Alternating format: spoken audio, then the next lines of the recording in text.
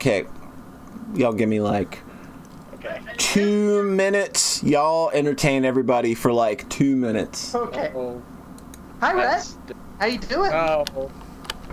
Hey, let's just start the episode, and I'll talk to you right now about Magus Pride. Go for it. Fuck yeah. I love that that show looks so good. That show was so good. Well, I'm like not actually further than you, though. I'm only 6 Uh-huh. episodes into the show so far. God. But the OVA that starts... So when you watch it on Crunchyroll, there's like the 3-episode OVA. Mm-hmm. I And missed so- that. I don't think it was there before. Yeah. It's so weird, though, because it kind of starts in the middle of the story where Chise's already living at, the mansion and stuff with Uh-huh. Skeleton Guy and Pink Maid Girl, and like Mhm. there's a talking dog. So it's very like in media res. Yeah. But then she tells a story from when she's a little kid, and that's kind of the main brunt of the 3 episodes. So it provides a ton of backstory into why she is the way she is. Mm-hmm. And I was sobbing by the end. That's really nice. Very good. So, Oh, man. so it's weird though, because it's kind of like she doesn't get better by the end because Yeah. then, so like you have these really heartwarming 3 episodes, and then smash cut to episode 1 of the show proper, and she has completely given up on life. It's just like, oh, right. I've completely given up on life too, if we're But being did you- honest. Did you sell yourself at an auction I as a slave? could. That's how an anime I started watching starts. Whew. I could It's probably nice. manage that. I could probably pull that off, for being honest. Mm-hmm.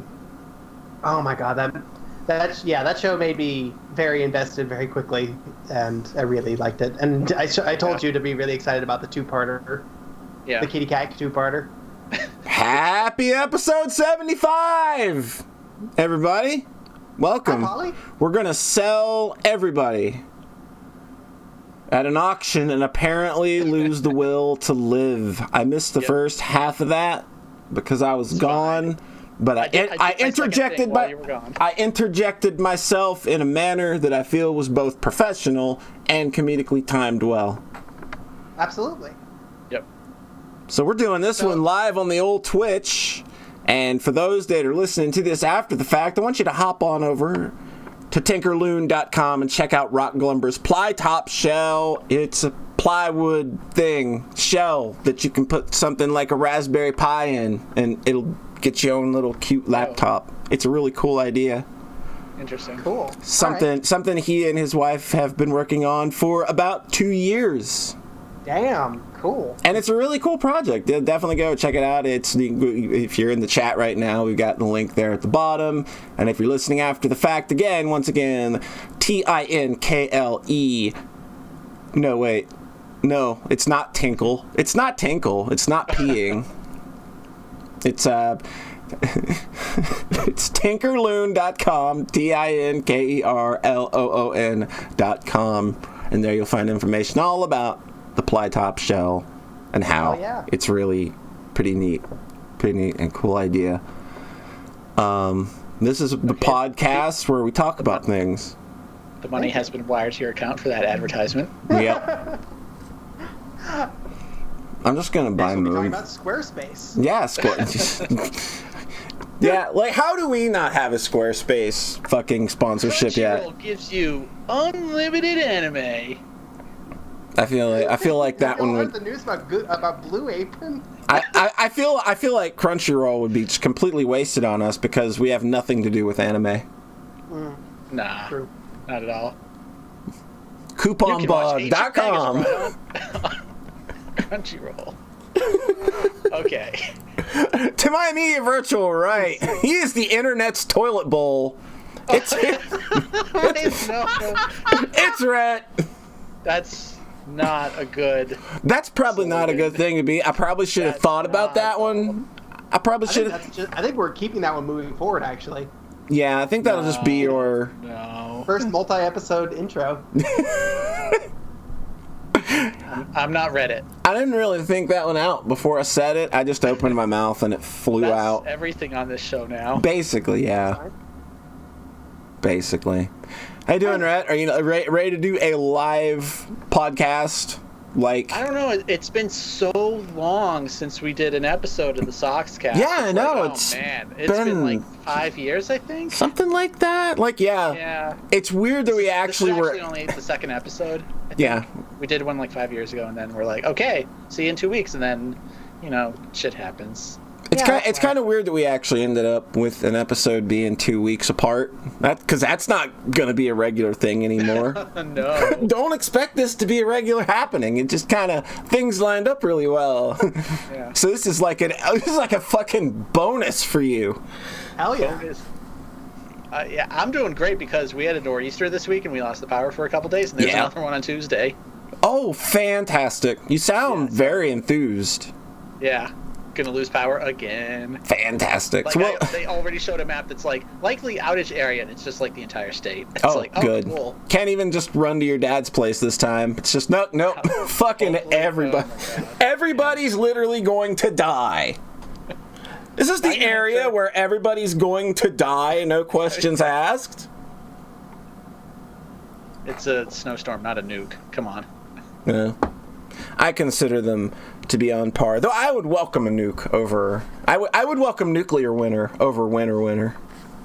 Winter's pretty bad, huh? Yeah, it fucking sucks. Not a fan. And it's almost over, fam. It's almost over. I'm so ready. I've never appreciated sun as much as I do now. Like, ugh. God. To my immediate left, you are not ready for the hot simultaneous two-player action of John Thayer. Hi. How's it going? Doing really well. Happy Sunday, y'all. Yeah, doing good. It's Sunday. Good daylight saving time Sunday. Yeah, and everybody always bitches about losing an hour of sleep, and I feel just fine. Me too. And I mean, time is better because you get more sun. Exactly. Like, I'm in an even better mood because it's 7:07 where I'm at, and I look outside and it's not pitch black. Yeah. Same here. That is really nice. I'm really gonna enjoy that. Yeah, it's definitely welcoming to spring and summer to get everybody out of the fucking doldrums that the winter. Fucking outlaw winter already. Come on, Obama, get on it. Why isn't Barack Obama doing things anymore is my question. It's like, what the fuck? I know. He's been really kind of silent the last year. He's been very quiet for the last year or so, and I'm just like... Very unbecoming of a president. I know. We're real. So, what are we doing on this fun episode of the Sockscast? Are we gonna, switch it up? We're doing a 45-minute episode. Yeah, we're doing 45 minutes. This is gonna be a short one. Oh, yeah. Sure it is. I hope it is. Yeah. Let's keep it snappy. Yeah. Because when I ask John Thayer to talk about things, it's just super snappy, right to the point, has never actually written a game FAQs walkthrough on the fucking podcast before. Just trying to keep it snappy. That way we'll be more willing to jump in and do these kind of short ones in the future. Yeah. I feel the stakes are high. The stakes are very high, John Thayer. Do you have it in you? To keep it snappy? To keep it snappy. Do you have it in you? Do you want to practice? Do you want to give it a go? Or do you think you're ready to take it out for a spin? Hell yeah. All right, take it out for a spin, John Thayer. Get us started. All right. So I read a bunch of books, actually, but there's one I want to talk about. You remember last year when I went at length about the Mistborn fantasy novels? I remember. Yeah. Went very happy about them and had no one to talk to about them because so far I've had 2 people in my life who have read them, and both of those relationships ended on very bad terms. Oh. That's always a good reason to never go back to a thing again, I find. So now I've got a little bit of angst about friends not having anyone to talk about these things with, but then also in the back of my mind I'm like, but if they did, what if the curse continues? Yeah, that's a good point. After this, we're dumping you after this episode. It's over. Mm-hmm. So, basically Brandon Sanderson has written just a shit ton of books. He writes books constantly. Giant epic fantasy books. He's just shitting out books at this point. Yeah, so it's the polar opposite of the George R.R. Martin, I wrote 5 books in 20 years and people are really excited about me for some reason. And I've got a lot more respect for Sanderson just being like, all right, here's a series, here's a series, here's a book, here's different genres. I'm just going to keep having at it. And this was actually, and the one I read was called Elantris, Elantris, and it's... Isn't that a car? Novel. I think that's a car. I think that's a car model. Hyundai Elantris. That's pretty good. So I realized I never actually explained like what the premise of this book is, because Mistborn didn't really have like a snappy premise you can share. I keep saying snappy now. Like a good premise you can share, because it's just like, hey, it's like Star Wars, but there's a really cool magic system, and that's it. And that's kind of hard to sell people on. So Elantris, it's a fantasy novel. A prince wakes up, and he's been cursed. Mm. The curse makes him essentially immortal. He can no longer die from being stabbed or suffocated or starved. Like, he just lives. Right. However, his body no longer heals. Ooh. And whenever he's in pain, whenever he's hurt, the pain from that hurt stays with him. Yeah, like, these wounds, they will not heal. Yeah. God. I feel like I get that reference. I can't remember what it's from. It might be a reference. I probably just off the cuff that shit, though. Fair enough. So like at the near the beginning of the book, the prince like stubs his toe, and it just like, and then it just stays stubbing, and doesn't go away. Like, and what kind of injury do you get from stubbing your toe, though? You just go fucking ow, and that's it. then like, but that's it. He hits his toe, and then that pain like registers, but then the body doesn't like move past it and process it. So now he's just mid toe stub forever. that'd be a This little sounds annoying. Nightmarish. Yeah. Honestly. Yeah, it's hell. Yeah, I was about to say, it sounds like a hell that someone would be sentenced to. That's like the opening of the book. That's like the first line is, oh, he woke up and he didn't realize that he'd been damned for all eternity. That's a hell of a way to wake up. Like, Yep. imagine waking up one morning and not knowing that you're going to be constipated for the rest of your life. That's like address like, oh, don't cough too much, because then you'll feel like you'll irritate your throat and feel like you have a cold forever. Don't eat at Taco Bell. Your bowels will never recover. And so a bunch of other people are cursed like this. It's not like a human applied curse. It strikes randomly, with no regard for like status. So princes, peasants, everyone. And then all of its victims are just kind of hated. They also like really splotchy. Their hair falls out. And the people, they lock them in the dead city of Elantris. And So now I'm getting Dark Souls vibes. yeah, so everyone is locked. They throw them in the undead asylum. Yeah. Sorry. And there's literally like hollows about who are people who have just received so much pain that they just can't process anything now. Huh. So I think the main thing is that I think that's a really great premise. And then what's also cool is that they don't really go like aggressively grimdark with it. Like you could easily just make that the most miserable thing ever. Yeah. But like almost immediately the prince like processes what's happened and then like Immediately packs himself in pillows. and then it's like time to make a life for myself, and then actively tries and there's no food coming into the city, so everyone is perpetually almost no food, so everyone's perpetually starving and fighting over whatever scraps they can get. When he gets in there and he's almost attacked and then avoids it. So then he like starts trying to make life better in this city and for all the people around him. So it starts out just in hell, and then it's, all right, how do I make life better for people in hell? And I thought that was really nice. It's a noble thing to take upon one's shoulders. Mm-hmm. And a trying thing. And he spent as much time in the POV of like two non-Elantrian people outside the city. Mm-hmm. So it's like you could take that kind of premise and do something really tense and small and intimate, I think, by just staying in that one guy's perspective. But it's a Brandon Sanderson book, so it's big and epic, and it jumps to other people, like a princess and this guy from an oppressive religious sect who's trying to convert everyone in this town, who's in this nation, otherwise they'll be attacked by this big evil empire. And there's a bunch of political squabbling, and then it all comes together in a really cool way in a big, giant, epic anime climax, which all of his books all of the do. books, yeah, I remember. Yeah. Yeah.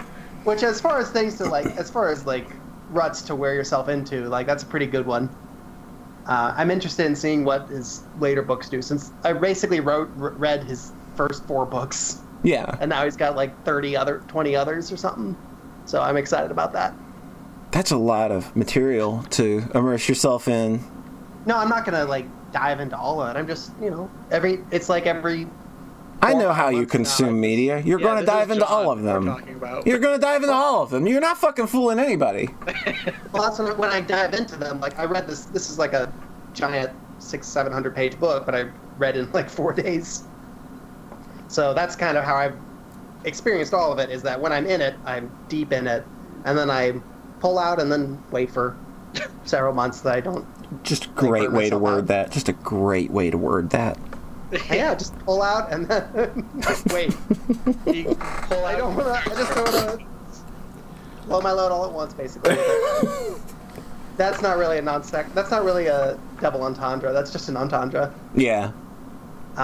So I really loved the book, and it came together in an amazing way, and it made me happy and cry a lot, and I liked it. Cool. We're still on a streak of things that make John Thayer cry. Like, I think we've gone every episode, there's been something that's made John Thayer cry. I mean, that's me as well, so. Yeah. Wow, I guess I'm the emotionless bitch here. Sorry, Paulie.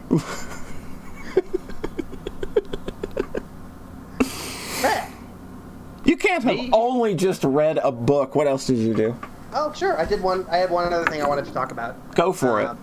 I was on Tumblr, and this game this visual novel, it's called Us Lovely Corpses, got reblogged on my timeline. Mm-hmm. Never heard of the creator. I think Taylor reblogged it. I don't think Taylor played it, just like it has really pretty art and it looks good. And I was like, fuck it. I'll just give this a shot. I had time to spare, and I just felt like it. And then I played this half-hour long VN and completely loved it, and it was really, really good, which was a really neat feeling, because just stumbling on something you have no reason to like check out beyond it looks cool, and then having it knock your socks off is a really good feeling. Yeah, I've done that with like albums before, where I would just see it and be like, I don't know, it seems all right, and it's $5, I'll buy it. Mm-hmm. So this one is just a fairy tale type thing. Here, I'll link you in a bit, but it just kind of has this. It looks kind of Steven Universe-y, I think, with the art. Yeah, that's the kind of vibe that I got from it. Yeah, and I feel like that kind of comes across with the story too, where it's like this really tightly paced, nice. Well, it's like a 30-minute visual novel. Like, it's got to be snappy and tightly paced. Snappy. Yeah, it's only got two main characters, and it's all about their relationship.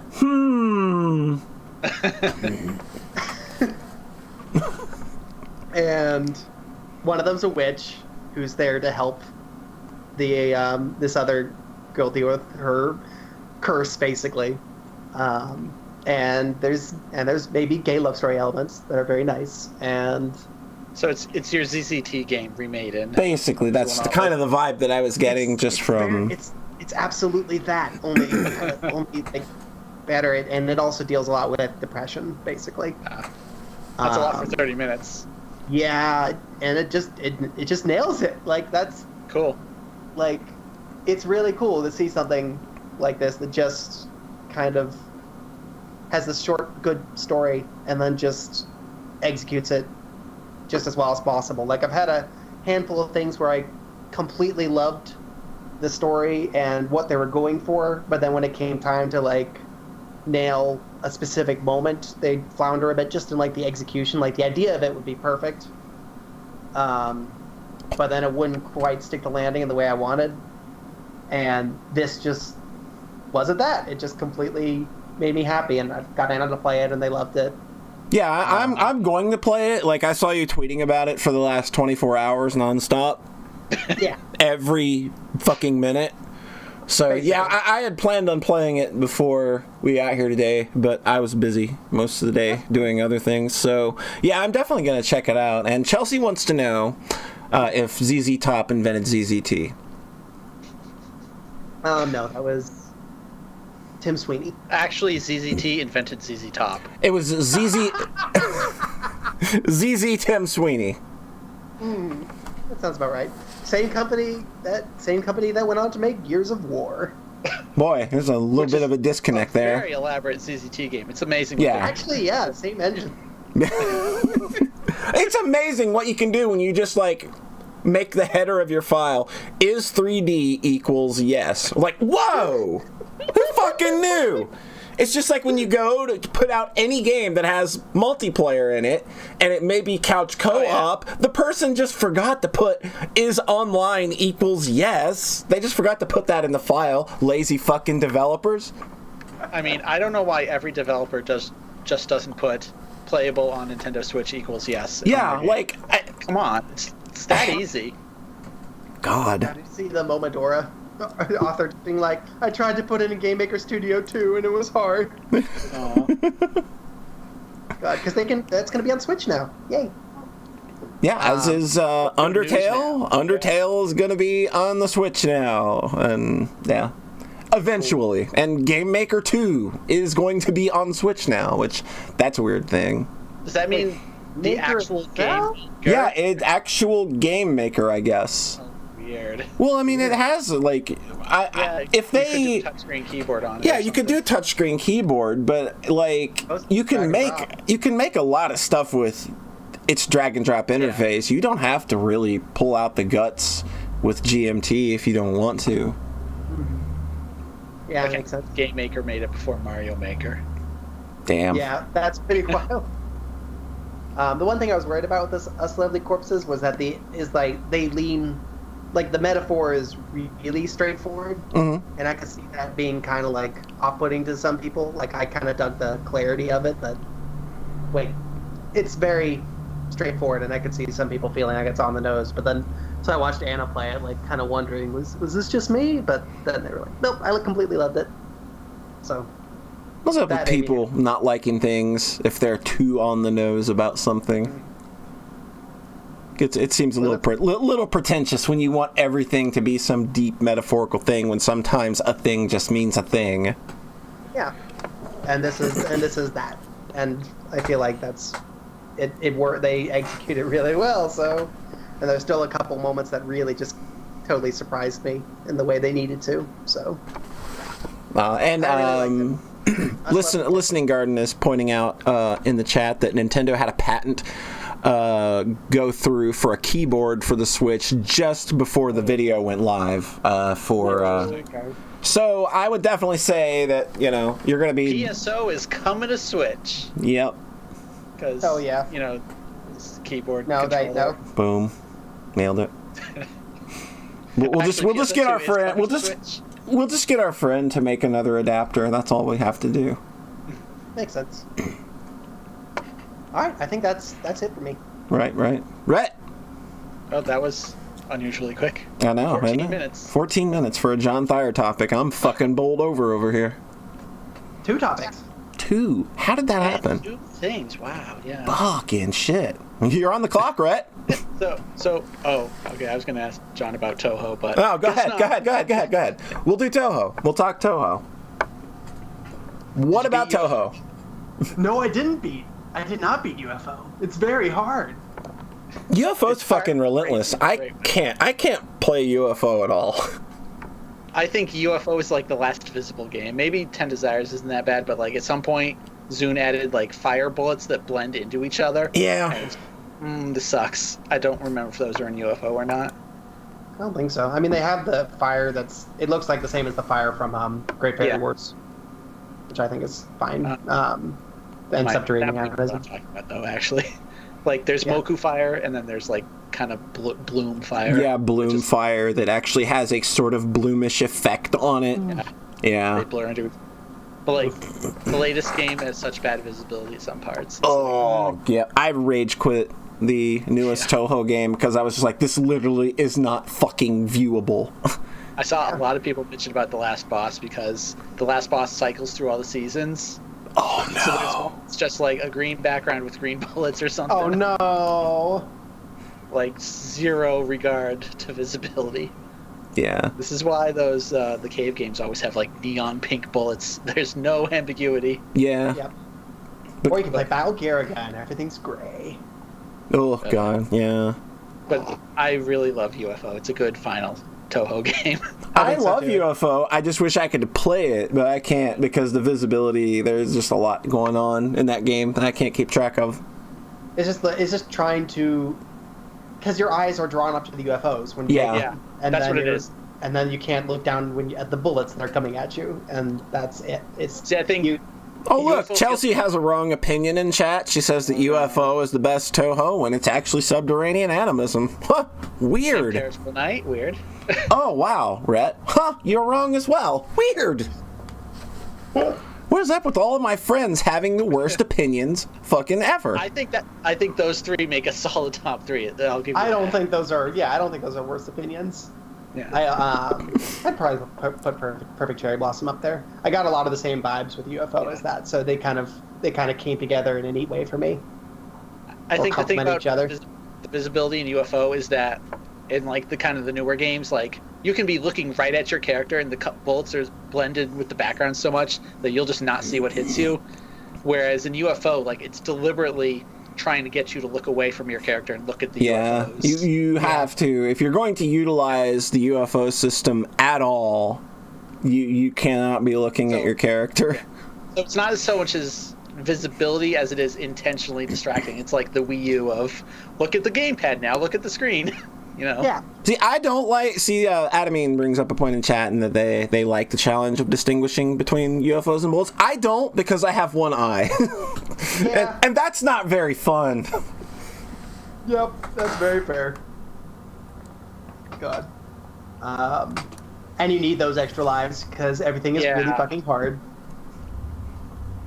Yeah, like the UFOs, like it's a fantastic idea. I love it. Like it's like you build your bombs, you build your lives, and those are the resources you get. You have to work for your shit. Yeah. It's a great idea. I just can't. I can't hang. Yeah, I think that's totally fair. Yeah. Plus, I do the game is almost as hard as Subterranean as the animism. Mm. You might get. And also, Go ahead. Sorry. yeah. I was waiting for you, Polly. I think I interrupted you. So. I had nothing to say. You interrupt. Okay. Whatever. I was just gonna say that I really like the atmosphere of it. Like it's kind of playful and its own thing. Where especially the stage 4 theme, like coming off of Subterranean Animism, which has this extremely grandiose, like dramatic stage 4, and then this one has this like you come in and it's this plinky little song that builds up into this actually really cool melody, and then the boss is the cute sailor. Yes, Sailor outfit. Yes. she's awesome. I love a lot of the characters in UFO. Mm-hmm. Yeah, I really like them too. So, and especially how the first like 3 levels are chasing down the ship. Like that's a really cool progression. Yeah. I like a lot of it. And the Yeah. fucking stage 3 boss, I'd like forgotten about that until Oh, Chelsea mentioned it. I'm like, oh right, Unzan. Like, the Unzan most is the shit. insane stage 3 boss. Yeah, and that's the stage 3 boss. Koga has a great design also. I like how the sprite actually animates. Yes. That was such a weird moment when I first played the game. It's like, well, everyone rags on the character profile art, but her animation's really good. What the hell? Yeah. And you can, all the characters now are animated, but you basically never see them behind. You can't see them bullets. behind the curtain of bullets. Yeah. So Kagasa swinging that Swinging the umbrella. umbrella around, it looks good. Marasa kind of like the ladle, like literally just sweeping bullets from it. Like it looks really cool, and I think that those effects get like really. Those effects look even more impressive, I think, in Double Spoiler. Cool. Good thought. Yeah, I want to check those out at some point because, all right, at this point, I've 1cc'd Scarlet Devil, Perfect Cherry Blossom, Imperishable Night, and Mountain of Faith. So now I've just got SA, which SA I did beat on its own without doing the one credit clear, and I don't know how. I think I just... Yeah, restarts start getting real difficult after Mountain of Faith. I think I just fought with Soho for like 3 hours. Like, that's how I did it. So... But those games, when you continue, you just start the stage over. So continuing on SA is a nightmare, because... Yeah. Good luck with 3 lives. Yep. So that was my experience there. And then not going to bother doing that with UFO. I just want to one credit clear it. But I think that's going to have to wait until the next Toho binge. Because this one's really hard. Yeah, that's okay. It's merciless. Anything else? Anything else, Brett? I guess you were just asking me about Toho. You were the one up to Toho. Yeah, you were the one up to Toho. We were just kind of like lingering on you for a bit more. I think that's really we were milking the John cow for everything we could get. And I did beat Moko, which was my first Moko. Who's my first extra stage boss. So that was cool. She's incredible. Have no idea how I would beat one of those without having to spell practice. Like, that just feels wild to me. You play 20 minutes, you get to a new card, and you die a bunch. And then you think, how do I do that? And then you grind it for like an hour, and then get about as far, and then die again. All right, cool. Or you watch some YouTube videos to kind of prepare yourself. I mean, that is what I did that even with Moko, with her, where I had a couple moves where I was like, I have no idea of how to get past this, which is maybe lame, because the puzzle of it is part of the fun, but I was just... that's kind of how I did it too. Moku is especially like, you just have to move a certain way with some of these like spells that just blow up the corner of the screen you're on. Yeah. Stupid sweeping laser. Yeah, the sweeping laser was only like, that's just dumb. It's really dumb. Yeah. But Moko also has the best Twitter. Yep. Yes. Those fucking images are the greatest thing. They give me life. Yep. Cool. All right, so I guess now we'll move on to you, Rhett. Okay, so last time I mentioned Yakuza 0, and I mentioned how when I beat that game, I just wanted more. Yeah. And of course. Basically couldn't think about playing any other games for like 2 weeks. This is basically the same feeling I had after The Witcher 3, where like I just wasn't over it. And then in The Witcher 3's case, I just ended up playing the expansions. Mm-hmm. So for Yakuza, I got Yakuza Kiwami, which is the remake of the first game. Yeah. Conveniently released right after Yakuza 0.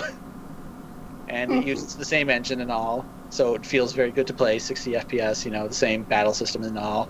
Except it's the first game now, and the story continues on, kind of, because, Yakuza 0 takes place in, like, 1988, and then Kiwami starts in 95, but then immediately jumps forward another 10 years. Oh.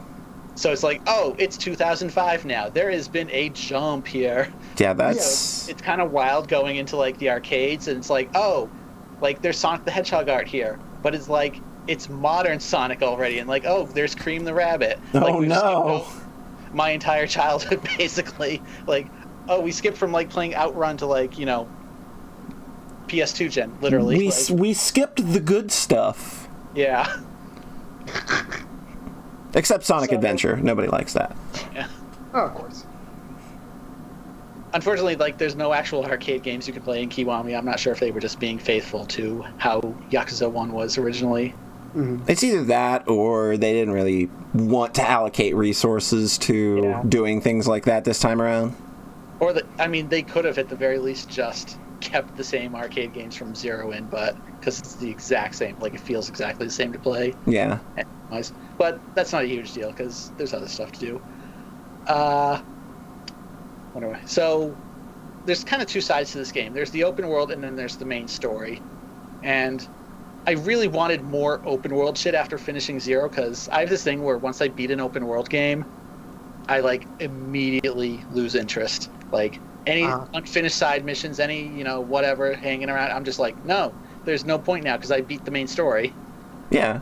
So as soon as Kiwami opened up and gave me, like, access to the open world, like, I did, like, literally everything I could because now there's that drive to, I've got to build up these skill trees again. I got to make money, you know, I got to level my character up and collect all these cards. So, like, I think Kiwami's a really good open world game in a weird way that almost Yakuza 0 wasn't. Like, it felt like there's just more stuff kind of popping off in that city. Mm.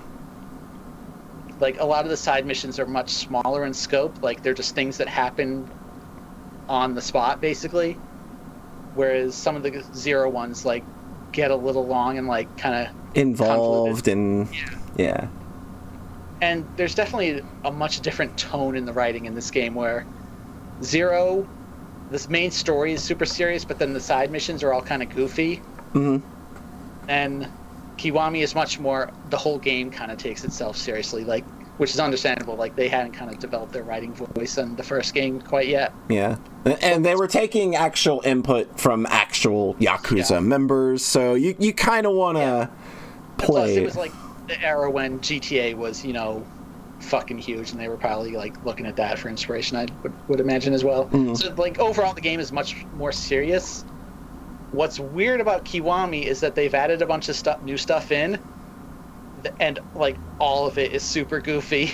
Oh. So there's this weird mood whiplash at a lot of the time, because there's some side quests that are, like, direct continuations from stuff that happened in 0. Mm-hmm. Mm-hmm. And it's, like, it's super obvious it's a continuation because, like, those characters didn't exist in the original script. So it's like, well, now that they've introduced in 0, you can, you know, have them be 17 years older now. So, like, there's these little kids you know in 0, and then when you meet them in Kiwami, oh, they're, like, 27 now. Weird.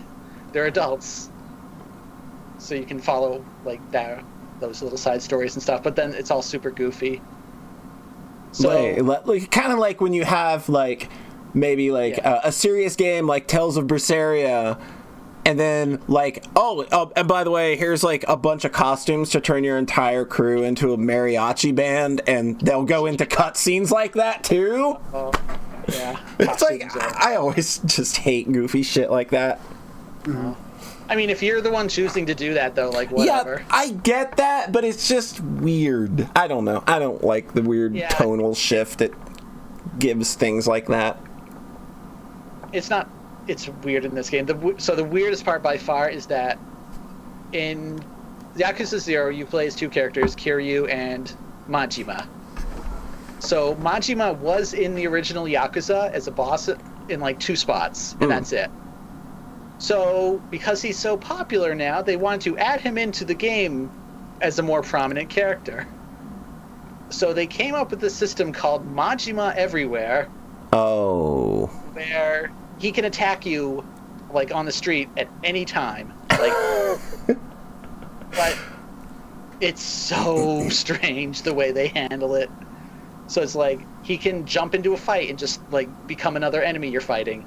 Or, like, there's these goofy things where, like, he'll send you a text message like, I'm hiding, come find me, and then you'll find, like, a gigantic traffic cone, and then when you walk up to it, he pops out. And oh my God. Okay. And again, everything else in the game is relatively serious, except this stuff. Like, he'll pop out of cars.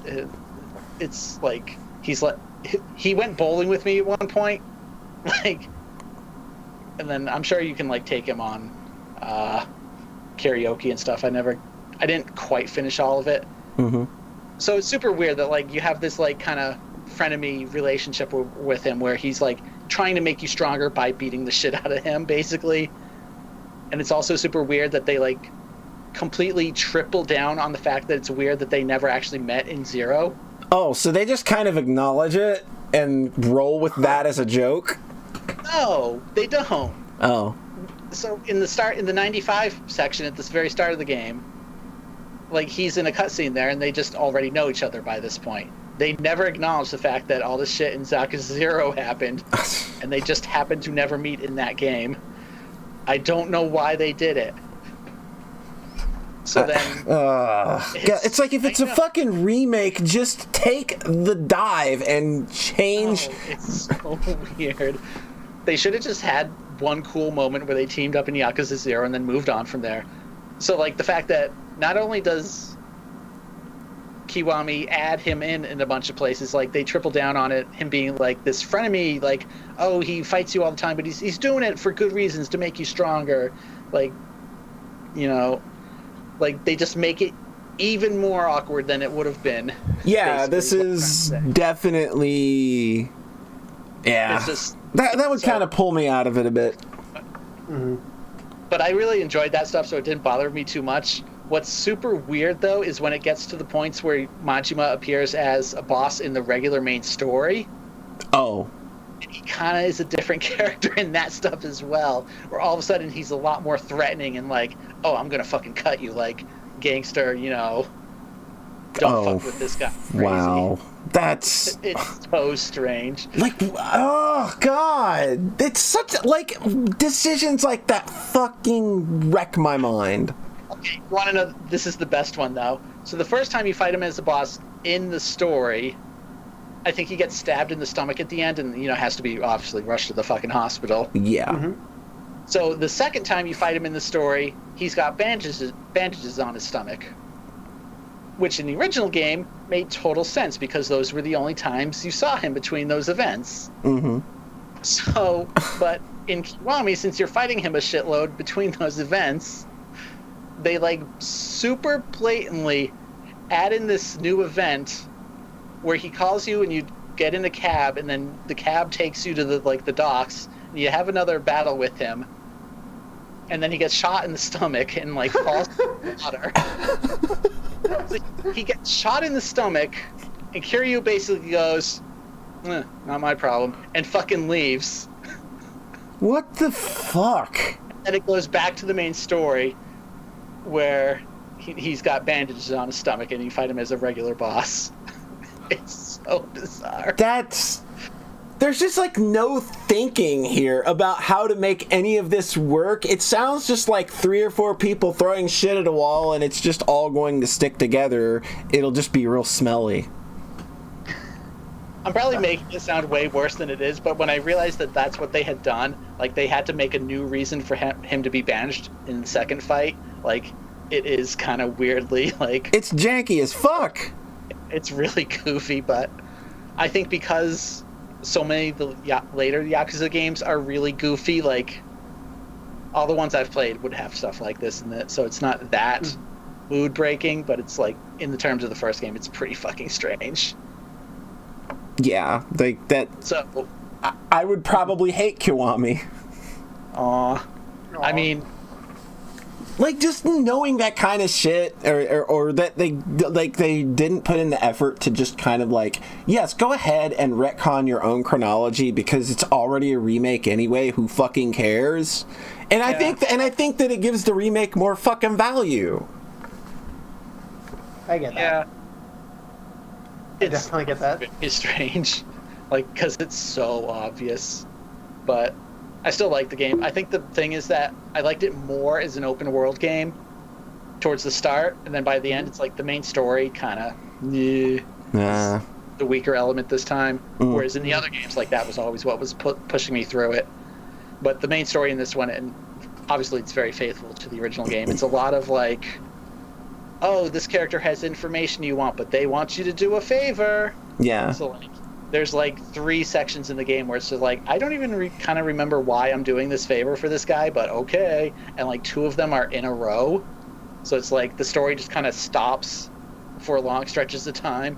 I feel that. Not even just me doing open world side stuff. It's just like, oh, I'm going to this bar to talk to this character to get this piece of paper or something. And like, you know, nonsense like that. It's a much smaller scope story compared to Zero, which was like, always propelling you forward and like really high stakes energy in that game. Like the story in Zero was fucking amazing. Mm-hmm. Is that still the one I can jump into? That would be a good... Zero is a prequel to everything, so there's no baggage whatsoever. I can just jump right in. Cool. Yeah, if I'm to play any of these, it would be Zero. Yeah, cool. Definitely. Because I'm like have an interest in that kind of Shenmue thing, basically. Yeah, definitely. Zero is really, really good. I was pronouncing it Shenmue-Y, and I realized it didn't sound like I thought that it says... I thought that it was pronounced Shenmue. Shenmue! I'm gonna go play Street Fighter and play as Guile. That that Shenmue-esque.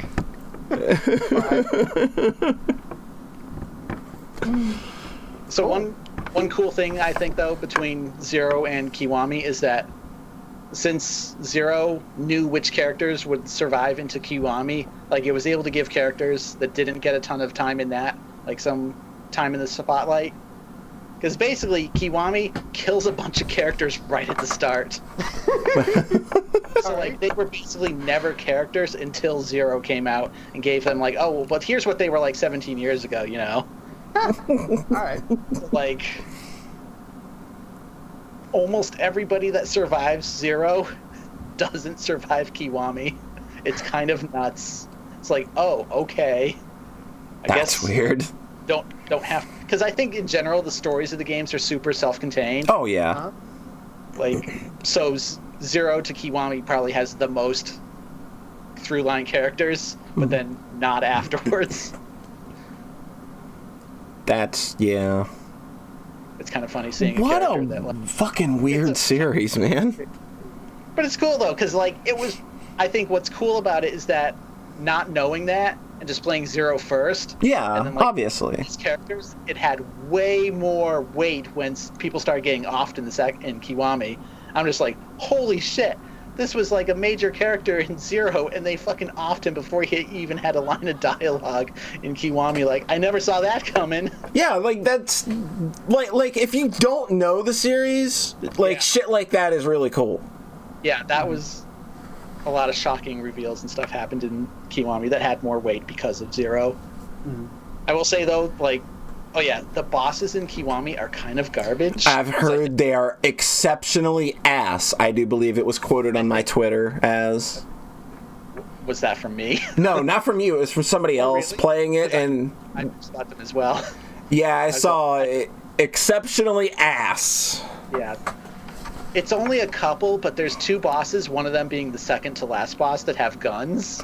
Man, you remember when they put guns in sleeping dogs and it got way worse because of it? Well, so here's the thing about guns in Yakuza is that it's still a brawler, but when an enemy hits you with the gun, it's like a 2-second knockdown. And like there's nothing you can do to avoid. I mean, you could not get hit, but there's this one boss who fucking basically is like maybe a Devil May Cry parody or like, you know, Gun Fu kind of style. All he does is circle strafe you and dive roll, and he'll shoot during his dive. Oh, good. And it's fucking nightmarish. It's like one of the worst bosses I've ever fought. Yeah. And then the last boss, or second to last boss, has a gun and 2 bodyguards that also have guns. Oh no! It's just mashing out, like standing up, getting a punch, getting shot by any one of them and falling down for 2 seconds, getting up, getting a punch in, and then getting shot. And it's just, you know, you're just like, I brought 16 full healing potions, hope this is enough. This is like, again, it's like, this is a remake. Y'all had a chance to fix some shit. Yeah. How do you play that and not know that that's kind of assy? Definitely felt like being too faithful to the original, for sure. Because when I googled like, wow, this boss sucks, like boss sucks name and stuff, Yakuza, I was getting posts on like game FAQs about the PS2 version. Yeah. That's always kind of funny. It's like, yep, you didn't fix it in 11 years. Didn't fix a fucking thing. Oh, so I almost fucking screamed at one point though. Second to last boss, so it's 2 bodyguards and the boss that all have guns. Take out one bodyguard, it gets a lot easier. Because now there's only 2 dudes shooting at you. Right. Take out the second bodyguard. Okay, I can fucking deal with this now. I get the final boss down to half health. You know what they fucking do? Spawn bodyguards. Bodyguards get back up. So it's not so bad, but I was just like, are they timed to do that? Or do they just, you know... Or is it like a hit point threshold? Luckily, it's a hit point threshold, as far as I can tell. So I knocked him out a second time, which was still a pain in the ass because they have swords, but I was just like, oh my god, you guys made this fight as bad as you possibly could. I made a Mario level, and it's all Hammer Brothers. And then the final boss is actually really good, but it's like after the story is over in a weird way. The second to final boss is kind of the true mastermind, and they just kind of show up an hour from the end of the game like, it was me all along. It was me, Austin! Yeah. And then the actual final boss is the character you care about, but they're less related to the story in a weird way. But It sounds like this game, like, rides some kind of weird, like, fan service-y kind of thing, but it's still, like, maybe for people who are just getting into the series, but not really. I thought you were going to say it kind of rides on the coattails of Zero. Well, I mean, that much is obvious because it's the same engine, but yeah, this kind of just sounds like, I don't know, probably still better than the PS2 version because those games are pretty clunky. Yeah, I mean, as far as, except for a few bosses that I'm sure are not better or worse than the PS2 ones, it still plays beautifully. Like, it's super fun, and, you know, all the action from Zero in a new game. Yeah. And I think, like, one of the things they added into Zero in this one are style switching. So, like, you have your speedy, quick punch style, and then your big, heavy, slow brawler style. Mm-hmm. But in Zero, like, I always used the slow, strong one because it was just so effective. And in this one, I think they made enemies a little more mobile, so you can't get away with that as much. So I was using the style system far more often in this one. Can't swing around that Claymore anymore. Yeah. Can't swing around that giant Zweihander. Yeah, enemies are a little wise to that this time, which was good because, you know, it makes you mix things up. And it's like, oh, I'm going to use the style on this boss and then build the heat gauge up, then switch to the slow one and just fucking do a heat action where you slam your face into their face into the wall and, like, curb stomp them, basically. Like, the heat actions in these games always make me wince. They're always ridiculous, and they're very painful. Yeah. Yeah, Jetstorm brings up, it sounds like I may want to try the PS2 version first, maybe? I mean, it sounds to me like maybe just try it, but actually play through Kiwami. Yeah. Yeah. Because I don't really see the point of just playing the, you know, seemingly objectively inferior version. I would go with Zero for sure, personally, before playing this one, either version. Yeah. But I can't imagine jumping back to those PS2 games, because, like, Yakuza 4 on the PS3 was already like, this is, like, just not clunky enough that it's unplayable, but it was real close. Yeah. Gotcha. Like, I remember Yakuza 4 having, like, loading screens when you got into random battles on the street, and then 5 got rid of that, and it's like, oh, thank you. And thank you, Tengu Gemini, for the sub. Oh, cool. Aw. So that's pretty much what I've been up to. I finished that and just like, I don't feel like playing video games anymore because I'm still thinking about Yakuza, basically. Good lord, like nothing else at all? Like, you got Zero Escape now. I put that in last night and thought about it, and then I watched some more anime instead. Oh, you watched some anime. Do you want to talk about some of your Japanese cartoons, or do you feel like maybe starting 5 at once, you haven't had a chance to really digest any of them yet? I really literally did start 5 at once. I can't remember the 5th one. I watched a couple episodes of New Game, which is a show about cute girls making video games. Mm-hmm. And the only thing that's been funniest thing to me is that, like, they're like, okay, read this book, and it's like Autodesk Maya or something. Like, I think it's an actual real program. Yeah. She's learning 3D modeling. I thought that was funny. Yeah. That's pretty cute. And then I watched a couple episodes of Eurocamp, which is laid back camping. It's a show about cute girls going camping. So that's the theme. That's the entire show. Yeah. It's cute and chill. And So that's all they make anymore. They don't actually make anime with substance. It's just, hey, cute girls doing X activity. Yeah. Or cute girls and their hot skeleton dad lovers. Or Okay, I guess I mentioned that. I watched a bit of The Ancient Magus Bride, which is cute girl gets sold off at an auction to be this dude's slave. that's dark. Who's really nice and hot. Then he ends up being really nice and is like, oh no, you're going to be my mage apprentice. And you're like, ah. And then he's like, at the end of episode 1, he's like, also you're my bride. And it's like, oh. Oh, man. Huh. God. This sounds real skeevy. I mean, yeah, that's the point. Is that, I mean, they understand that was the vibe that I got. Like, it's a weird fairy tale thing. Like, it's not just It's not. It didn't feel exploitative. It felt intentional. It's not as gross as it seems. Is basically what I can say. It's just when it's just that when we were starting the podcast, I come back and the first thing I hear is girls sold off into slavery, and it's like, oh, this sounds like a real happy show. Sounds real wholesome. It could actually end up being really wholesome and sweet and good.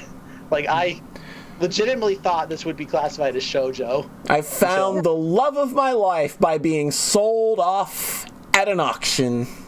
Okay, what about, like, cool, brooding, 15-foot tall skeleton bro takes 15-year-old girl into the world of magic and fairy? Like...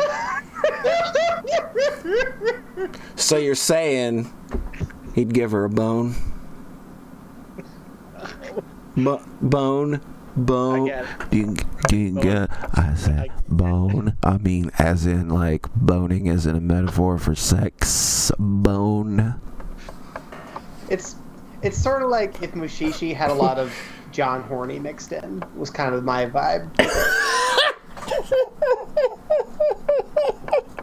I so far would not classify it as particularly horny, but I can. I was wondering about that. Really? That was the only context I heard about it, and leading up to the show releasing was very horny. Everyone being horny for the skeleton dad. Oh, see? Exactly. Yeah. I'm not horny. But see, that's people projecting their own horniness onto a thing that may be not inherently horny. Because that's something you find that happens on Twitter a lot, is that people get way horny over a thing that's not really horny, and then it gets really, really irritating.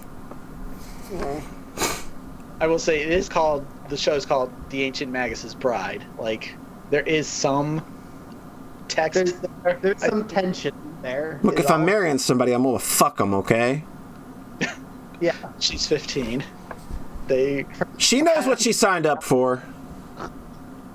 I kind of feel like we crossed the line. No, it's fine.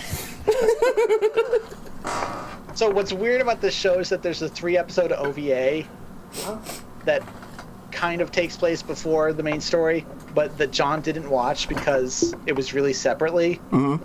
And I think that gives a lot of insight to this girl's character and why she's kind of so messed up that she ended up deciding, like, I have nothing to live for. I'm going to sell myself off. Does the OVA end with her selling herself off? Or is this like a complete retelling? It's basically anime original content.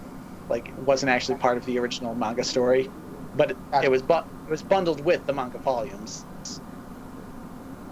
So we kind of time skipped, had like 5 years to I think episode that 1. makes sense.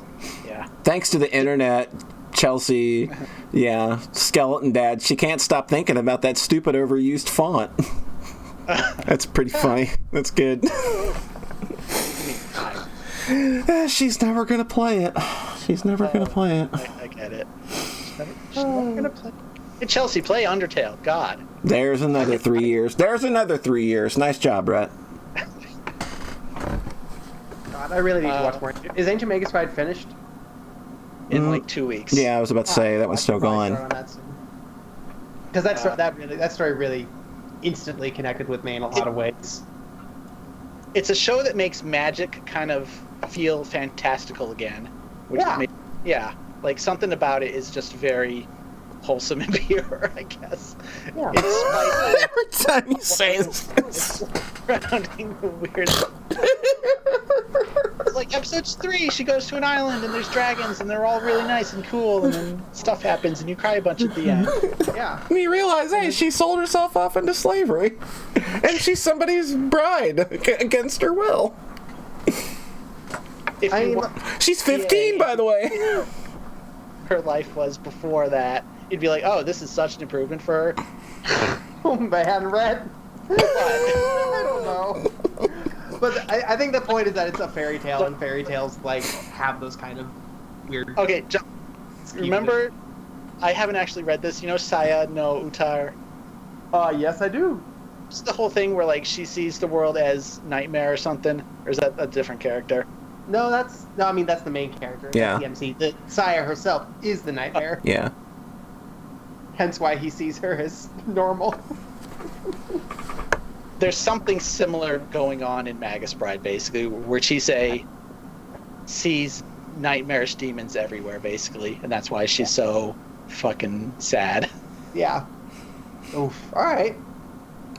I should probably check that out. It's almost like I don't even really feel like I need to, because I felt like the intro communicated a lot with very little. So I don't know. I might go back. I might watch the OVA after finishing the show, or maybe just start from the OVA and watch through from the beginning. I don't know. I thought it worked pretty well as a prequel, basically. It's a little weird when it like kind of ends on a positive note and then smash cut to her as 15-year-old, like with the chain around her neck, going to the auction. Yeah. Like there's, I hope the show can get past this weirdness that it starts with. Yeah, I mean that's part of the appeal for me, is that it has this, because it doesn't feel, it feels intentional, and it only is good if they handle it delicately and well. Yeah, this can't be handled the way that we were joking about the way it would be handled. Yeah. If they fucked it up, then it would suck. But like, it's like Watamote. If that show had gone a completely different direction, it would have been totally fucked up and irredeemable. Yeah. So far, 6 episodes in, I think they're doing a good job handling it. Mm-hmm. And that was my vibe too. It skeeved out Anna. Like, Anna watched the first episode and was like, "No, I'm not here for this." So, but yeah, I was really interested in the tension there, and then also that it was that really cool earthsy magical fairy world that really resonated with me. Cool. So that's what I've been up to. What else have you been up to? Is that it? Yeah. Is that all you've been doing? All right. Well, I only did one thing. Actually, no, I can talk about a couple things, actually. Oh, yeah. Because the last time we got together, I actually didn't mention another game that I had played through recently, and that was Cyber Dimension Neptunia 4 Goddesses Online. Oh, it's going to be a happy episode, huh? It's going to be a happy episode. All the games that I love. Yeah. So, Cyber Dimension Neptunia 4 Goddesses Online is kind of like another side entry in the Neptunia series, developed by Tamsoft, who are known for making booby games that have poopy gameplay. Uh-huh. So, I did not actually know that this was a Tamsoft one. Yeah, it's by Tamsoft. For some reason, I thought this was the main Compile Heart team doing it. No, they contributed the new character designs and things like that. Yeah. And the artwork in this game is fucking amazing. Phenomenal. Like the promotional artwork, the art stills in game for cutscenes, the model work is incredible. Like the characters look better than they ever have. They look very soft and squishy, and you wanna. I would play this game in VR. Oh. Like, hey, look, the models look really good. Okay. Holly is gonna spend like $300 on a PlayStation VR just for like the 15 minutes of Neptunia VIR. Man, I was talking about this in the Discord yesterday, and was just like, rest her head on Big Nep's lap. it's like I'm totally gonna end up buying that fucking game, VIR. I'm totally. You don't need VR to play it. But like, You can besides just that imagine stuff, being in the VR. it's just a remake of Mega Nep. It's a bad remake too. Like the battle system looks bad. The crafting equipment system looks terrible. Like they slowed everything down a lot. Really? It looks real bad. I can't wait to tell everybody how bad it is because I'm a sucker and I'm gonna buy it anyway. This is $60 you could spend. It'll there. only be 50. It'll only be 50. And then $300 for the VR headset. Meg, I'll borrow someone's VR headset. And then you drop it, and then the next day, aggressively on Twitter, and then the next day you play through the rest of it. Yes, that's exactly what will happen. So CyberNep is one. If you got a normal PS4, maybe you want to reconsider. Because I played this first, because I got this game for Christmas, and I played it first on a regular-ass PS4, and it was pretty chunky. Like, it would chunk up pretty bad, even in 2D cutscenes where it's just static images. Like, it was kind of chunky. And the frame rate in-game was noticeably pretty bad, and real chunky. And the game does a full install. Oh, that's another thing. Like, when you boot this game up every time, there's a 3-minute load time. That's insane. It is insane, but there are no loads after that. Huh. So if you want to dump a bunch of time, or you want to like just boot your system up and then put it into rest mode anytime, you ain't ever got to look at a load screen again, dog. Rest mode is like my favorite thing ever, basically. It's the best! It's the best! I think I went to the title screen on Yakuza Kiwami once. Like, I just played the entire game on a single session. Excellent. Right. So, due to some, like, luck over the last few weeks, I ended up getting a PS4 Pro, and I went back to playing Cyber Dimension Neptunia, because I don't think I knew you got a Pro, so that's why you went back to it. Yeah, I traded my PS4 in for a normal PS4 Pro. Huh. So you think it's really just unplayable on a base one, then? For me, it was really herky-jerky. Like, Chelsea seems to think that maybe I just had a weird memory buffering issue or something, but I don't know. Like, I don't have another, I didn't have another PS4 to test it on, honestly.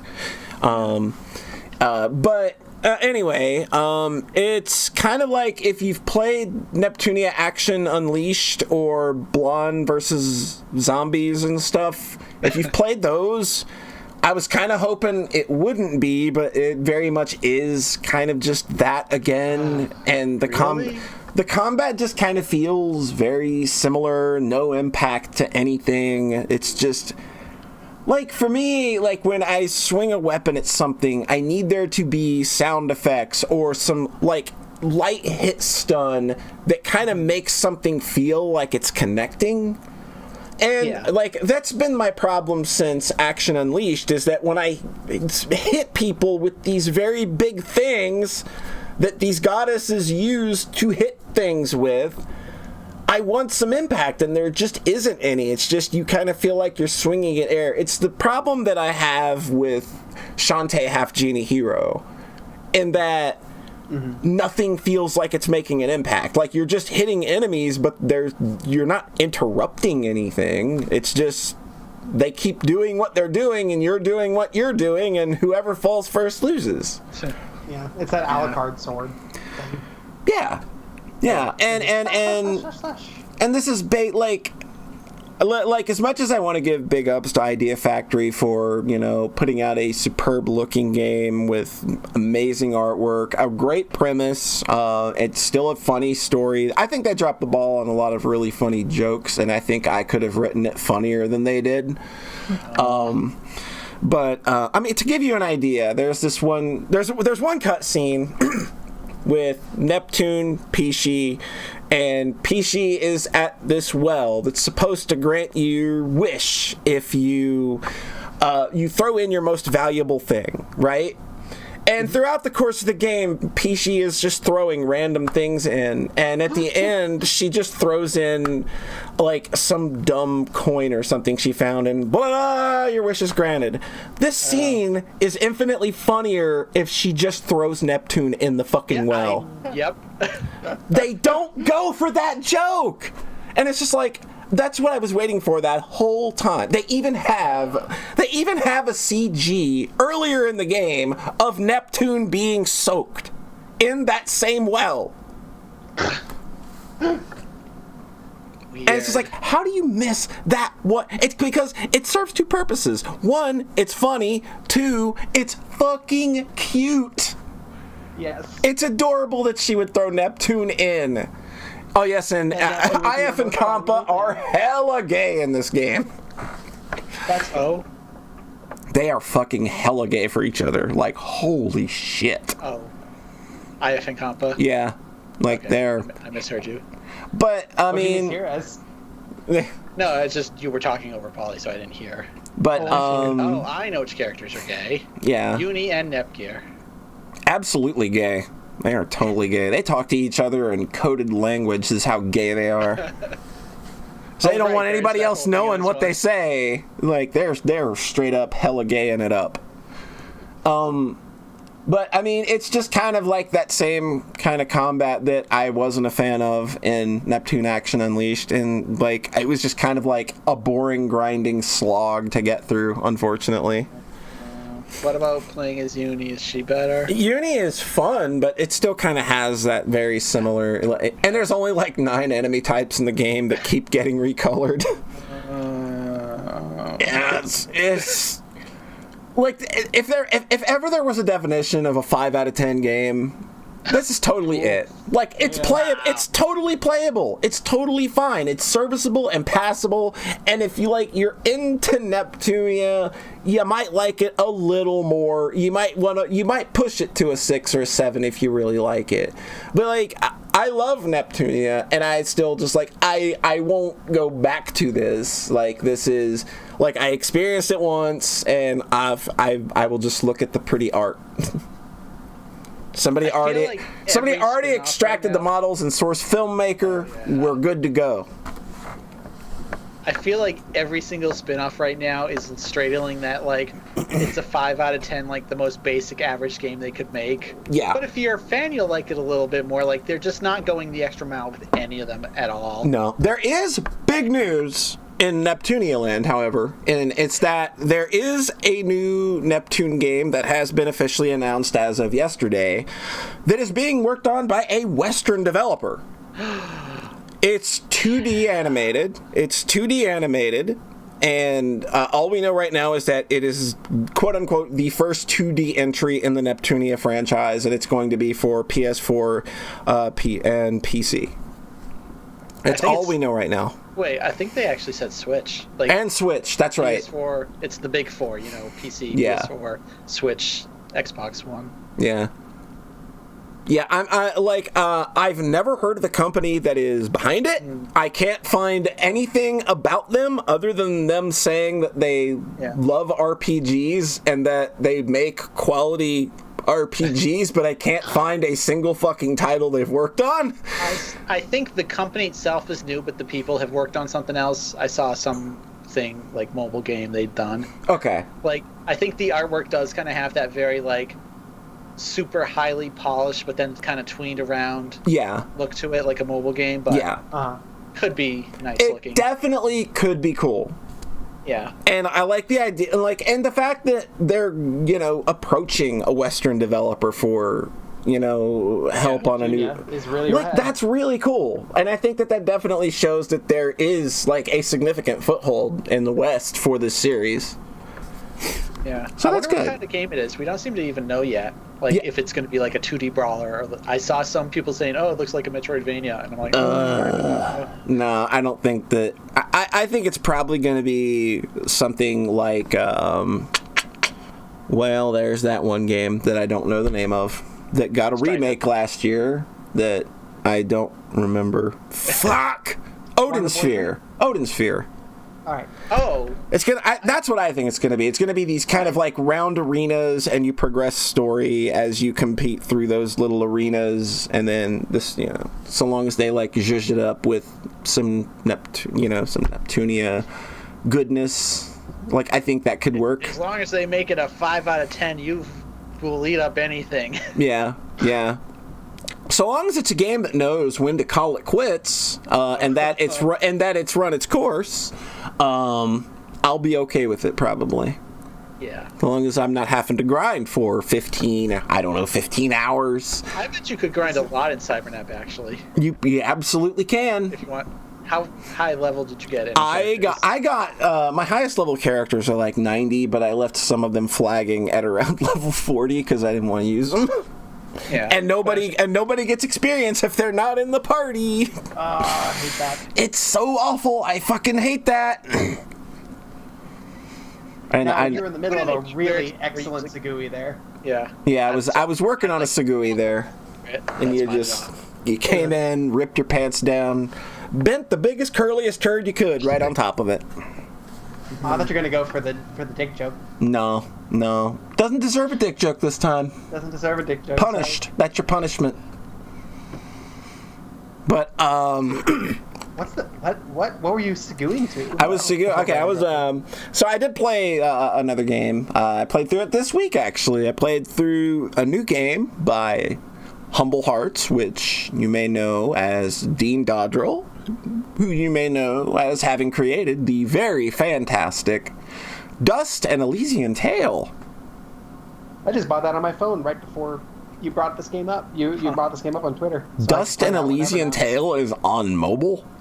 Yep. It looks good. It looked like it played pretty well, too. I can see that playing pretty well because the combo system in Dust is pretty easy to hammer out. Yeah. Yeah. And I can handle the on-screen controller things. Like I played the Sonic ones, so I figure that it's probably a good fit. Yeah. Plus, otherwise I won't actually play it. So. well, there you go.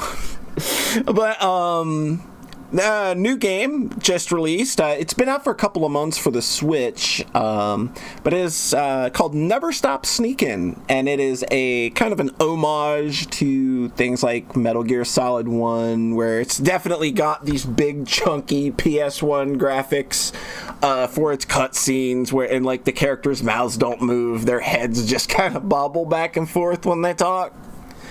And it's got. Never Stop Sneaking. Yes, it has.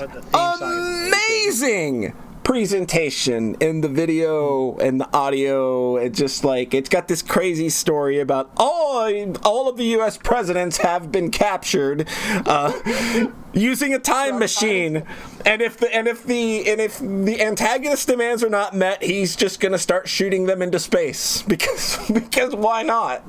And it's a very silly concept that when I saw that trailer, I was 255% behind because it's absolutely fucking silly, and that's my jam.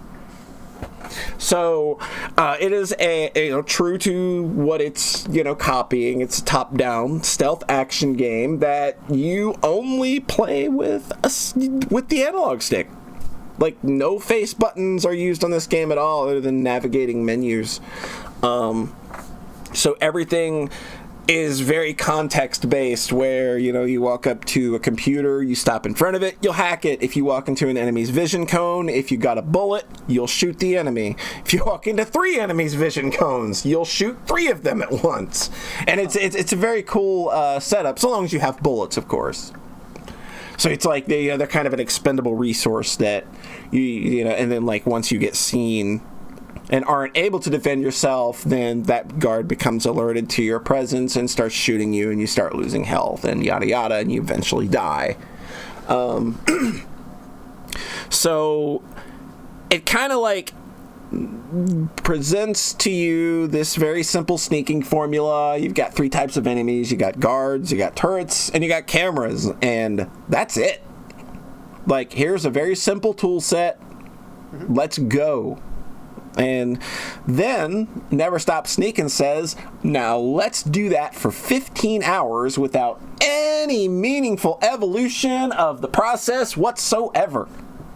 When it said never stop, it meant never stop. Yeah, it quite literally means to never stop sneaking, because what you're doing in the very first 30 minutes of playing Never Stop Sneaking is what you're going to be doing in the very last 30 minutes that you play of Never Stop Sneaking, because it just never evolves beyond, you get chunks of worlds of 3 levels, and then, you go 1, 1, 1, 2, 1, 3, 2, 1, 2, 2, and you gradually unlock these very slowly.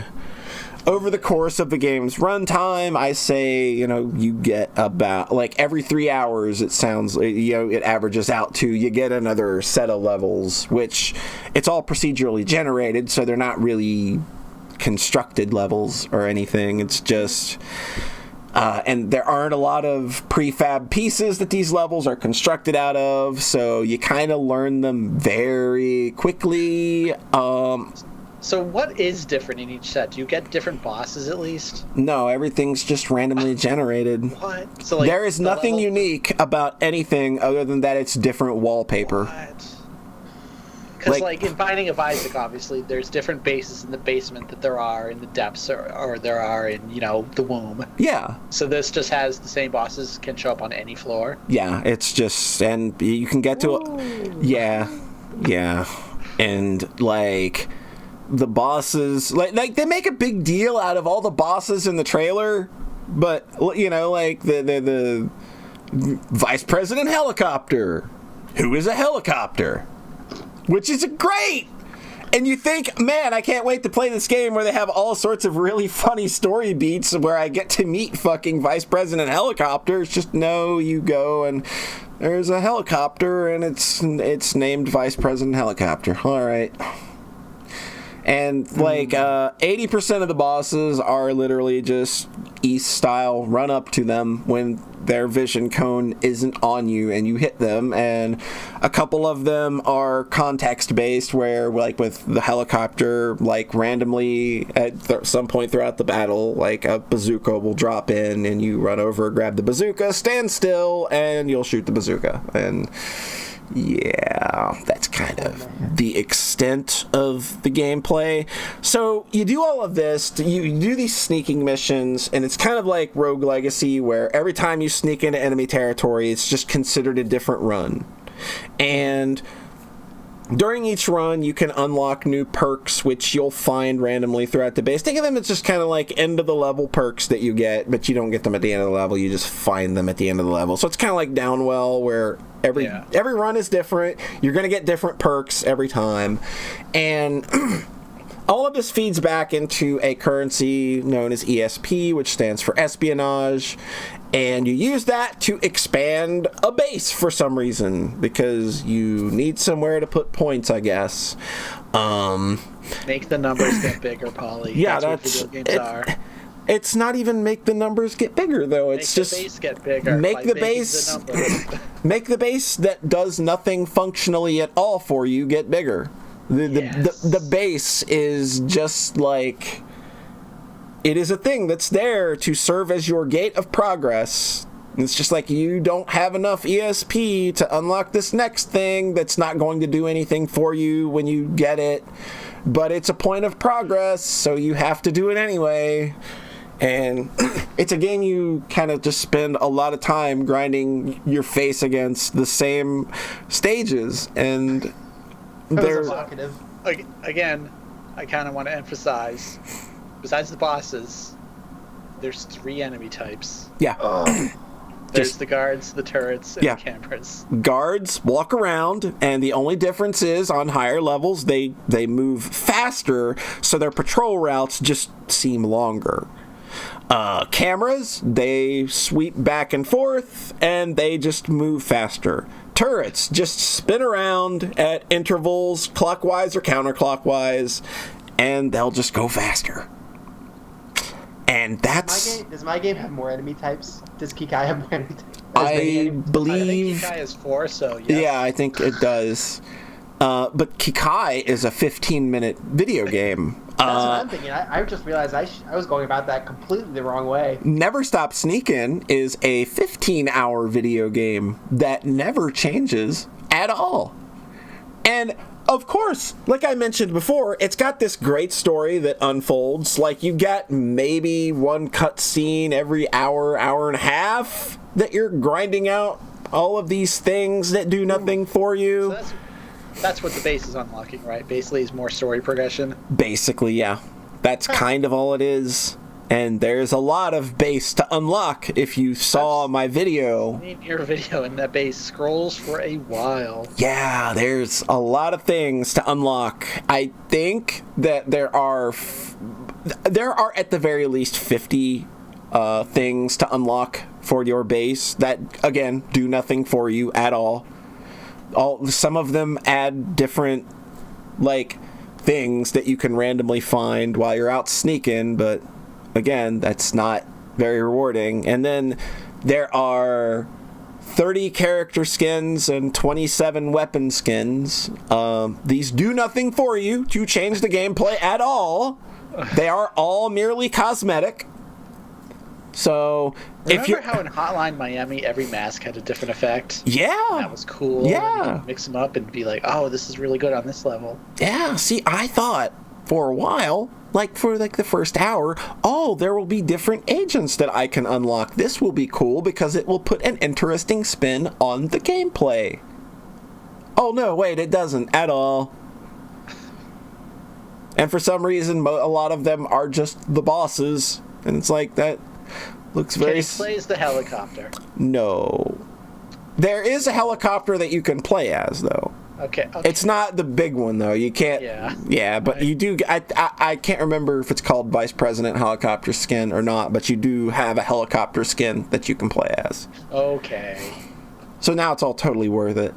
Yeah. So, hot fucking spoiler alert, but I'm gonna be real ballsy here and I'm going to spoil the shit out of Never Stop Sneaking. So if you are heavily invested in this very good video game that I was very happy to play for 15 hours, if you're heavily invested in it, I'm gonna ask you to turn back now and just turn it off. There's nothing worth talking about the rest of the show anyway. You can turn us off. We don't care.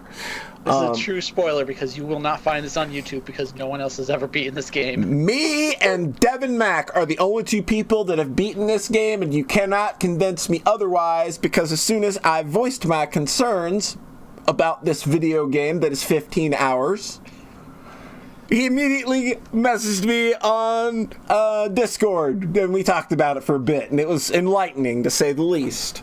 But I won't go over on a lot of that though. I won't go over. I try to Google Never Stop Sneaking ended, and there's just no results, nothing. No one's gotten anywhere. So. Jeez. Oh, and it's been on Switch for months too. I forgot that. Yeah, it's not that the new. Steam release. Yeah, like this is not that new that somebody other than me and Devin Mack have to have completed this game, right? You'd hope so. I mean, I would hope so, just so we're not the only ones looking pathetic here. So, this very good video game that I played for 15 hours that never bothered evolving in the slightest. The whole time we're building this big base because we're going to go to space. Because that's where the bad guy is at. He's in space. So, I get to the top. I build all the fucking shit that this game wanted me to build for 15 fucking hours, and with no real reward at all for doing so. It's the same fucking missions over and over again. Never getting difficult. It never gets difficult. Never start changing. Never start changing now. So I get to the final thing, and it's like, hey, build the thing to go to space and to go back in time and to stop him from kidnapping all the presidents. Get up there, I'm gonna build that motherfucker. I build that motherfucker. And it's got this big old flashy prompt. It's like, go to space. And I'm like, fuck yeah, I'm gonna go to space, and we're gonna at least have a final dungeon. We're gonna get the 6th tier of levels unlocked. We're gonna have one big long sneaking mission to the end and at least fight a final boss. Click that button. Do you wish to proceed? You cannot turn back if you wish to proceed. I'm fucking ready. We're gonna go. Press the button. It plays goddamn cutscene. And just is like, hey, yeah, so we went to space and did the thing. Game over. That's it. That's all. How long is this cutscene? This cutscene is literally 30 seconds long. So it's not even like a big dramatic finish. No. It's like, and they didn't even try to play it off as like if the character if the character was like, oh boy, that sure was a crazy space adventure we had, huh? Yeah. And then throw out funny, dumb lines about specific things that happened that obviously we didn't see. That would have been funny. That would have worked. It would have soothed me a little. Can't believe when Vice President Helicopter turned into a Gundam. Exactly. See, they could have gone that route, but no. It's just played. It's played fucking straight. And just cut the credits, and then there's sequel bait at the end, but fuck you, I'm not playing it. I'm not playing a Never Stop Sneaking sequel. The sequel can be called Never Stop Sneaking. I just looked at like a Polygon article, and it's just like talking at length about, oh, this is how you play it. Yeah, nobody finished it. Nobody fucking finished it. 20 minutes. Everybody played the first 20 fucking minutes, and that's it. And they all rated it on that first 20 fucking minutes. God. This game reeks of a game that was developed, that was primarily developed for the mobile market, and then maybe it outgrew those specs and had to be ported hastily, and then they didn't bother just pulling out all of the awful mobile game progression mechanics of having to buy your way through everything and buy the ending. It's I was literally dumbfounded. Like, can you go It's a lot. I wish you had been recording. I wish I had been recording too, because now the God, that would have been the funniest video in existence. Is getting a live reaction. Yeah, like the live reaction. My live reaction was literally, "What the fuck?" That was my tone. That was how I finished Never Stop Sneaking.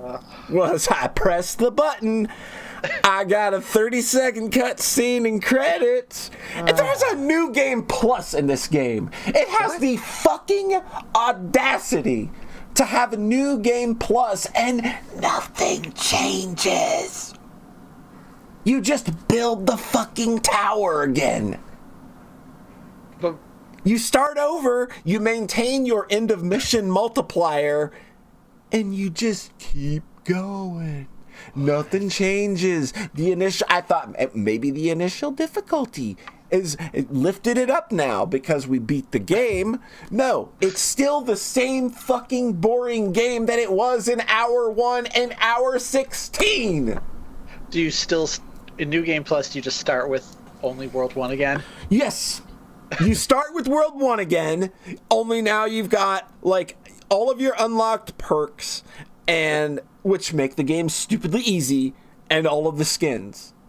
And you get the last 2 skins for playing 2 stages on New Game Plus. Weird. Like, what happened? What happened? God, I understand from a game development standpoint. I do too. I get it. Like, it would be insane to have a game that doesn't change after minute 30 and then have something huge, awesome happen at hour 15. But at some point during development, you have to look at your thing and go, Maybe don't stretch it out to hour 15. This is a game that would have been totally fine if it had been 4 hours long. Yeah, just do it like a cutscene after every single mission instead of every hour. You know, or It seems like it could have. It seems like it could have just changed the numbers, like just the amount of just make the resources base to unlock. The amount of resources to unlock the next cutscene and level, like just make half those. Less than half. Quarter it. Because this game can't sustain itself. There's no way. And it's just like, I don't know how someone along the way didn't say, this doesn't need to be 15 hours. Mm-hmm. Because it doesn't improve in any meaningful way. It doesn't evolve. And the only time it gets remotely fun is when you get to, like, stages 4 and 5. Mm-hmm. And that's because the enemies have sped up to a degree, and there's enough enemy density where you do have to make smart decisions and stuff. But then the perks are so overpowered, it's easy anyway, because everything just drops bullets and shit. That like, you're not resource starved enough, and this is the kind of game where you can resource starve a player and make them play well. Mm-hmm. Yes, Chelsea's right. I put so much effort into trying to like this game. Mm-hmm. It almost seems like the more you play it, the less you like it. Like, everyone had such glowing reviews after that first half hour and then fell off it. Mm-hmm. Yeah, like, holy shit. like, I just don't see how anyone could legitimately be enjoying what this game is doing by the time that it decides to end. Because it's not... It just does not progress in any meaningful way. It's just, like... Like, I don't want to talk bad about somebody, obviously, because I know it's just one dude. I know that... Like, there's definitely put effort into making this. It's just somewhere along the line, someone needed to communicate, this can't sustain itself.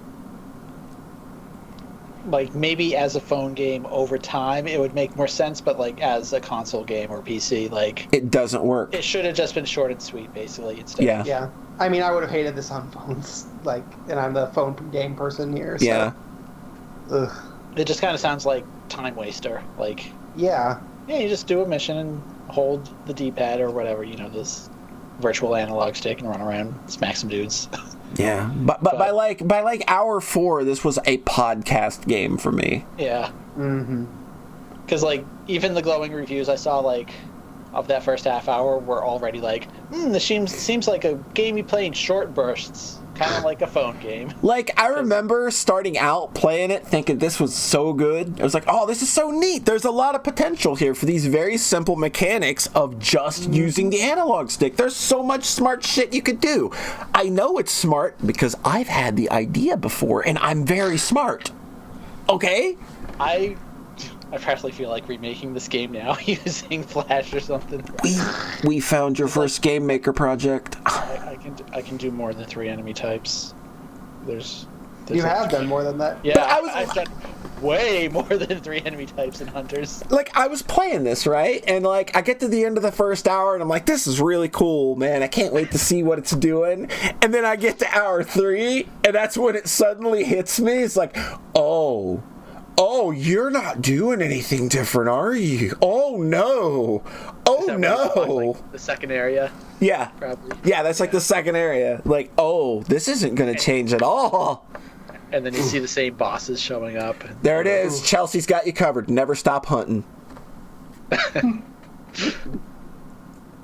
But yeah, I hate to say it, I cannot recommend Never Stop Sneaking. Just no. Wait, really? That's a thumbs down?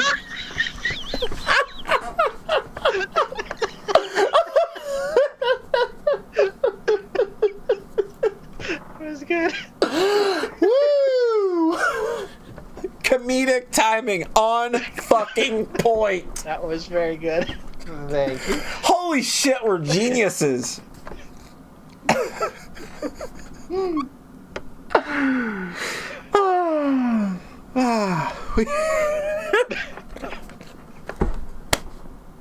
It should not be as funny as it still is. Never stop laughing. John said it was such innocent. It was so demeanor. flat. It was so Seems flat. so honest. Yeah.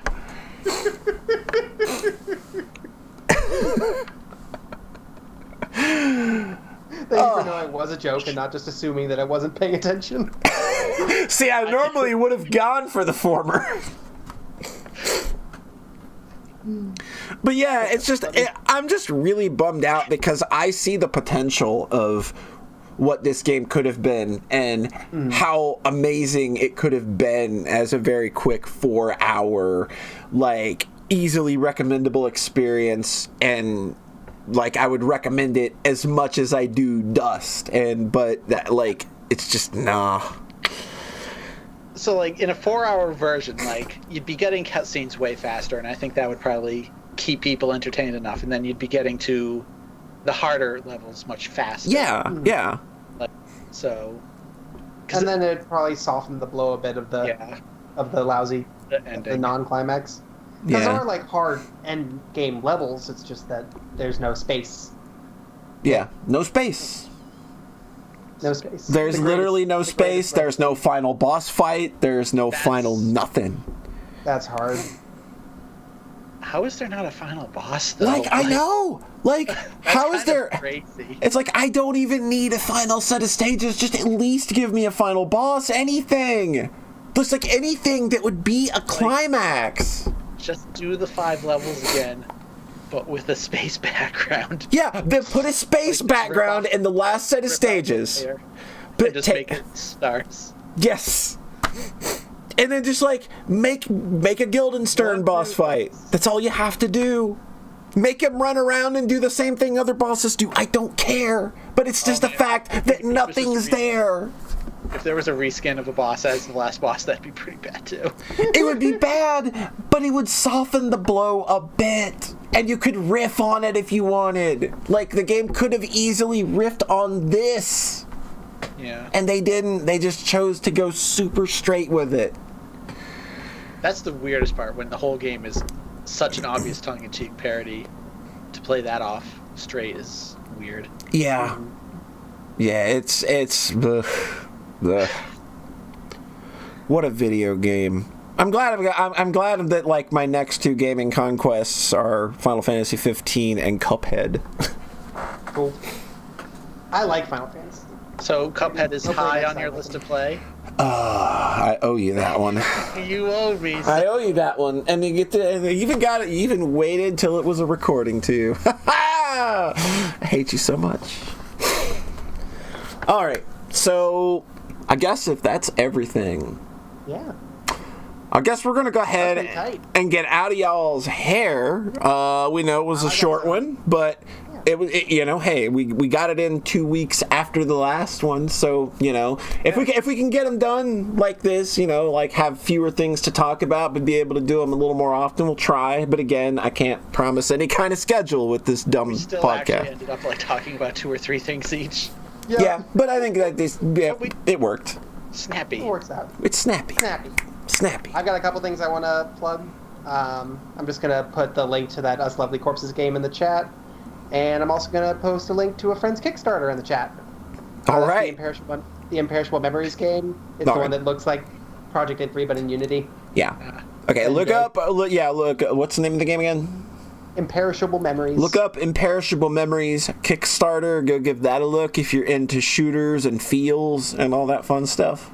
Mm-hmm. I really liked her previous game, Boa Retina. So. And look up Us Lovely Corpses. Us Lovely Corpses on Itch.io. I'm going to be playing that probably sometime this week too. So. Itch.io. I like that. Itch.io. That's what I call it. But also, if you're into tinkering with, things like computers, or like you have a Raspberry Pi you want to turn into a laptop, head on over to tinkerloon.com, tinkerloon.com. That's our good pal Rock Grumbler's newest project that he and his wife have worked on for the last couple of years. It is a really, really fucking cool thing. And with the plugs out of the way, John Thayer, where can our lovely podcast listeners find you? Farawaytimes.com. Right. n3.tumblr.com. And I want to, of course, thank everybody that came out for the live stream. I'm glad y'all came and hung out with us, even though we weren't interacting much with chat. I don't know if either of these two doofuses even had the chat open. I had to close it because I started roboting. I was like, probably should not have a video stream open. But, yeah, thanks for coming and hanging out and all that fun stuff. And remember, Play Undertale. And play Undertale, of course. Thanks, Rhett. Another 3 years. Good job. And remember, we are the podcast that loves you. We are the only ones that love you. Have a nice Sunday night, y'all. All right, we're done recording. Now this is the part where we sit around afterward and talk about how awesome we are. Oh, cool. Yeah. Is this still broadcasting? Yeah, we're still broadcasting. I haven't pressed the stop broadcasting button yet. I'm trying to get my stream average time up. Oh, Jesus. I'm kidding. I'm kidding. Bathroom, so I will be right back. I'm gonna go. Let you go ahead and go to the bathroom. I'm gonna stop the broadcast here in a moment. I'm just gonna thank Tengu Gemini for dropping a hot sub. It's all good. Don't worry about the sound. That'll wake anybody up that's falling asleep during John talking. All right. We will catch y'all next time. Thanks for stopping by. Peace out. Lots of loves.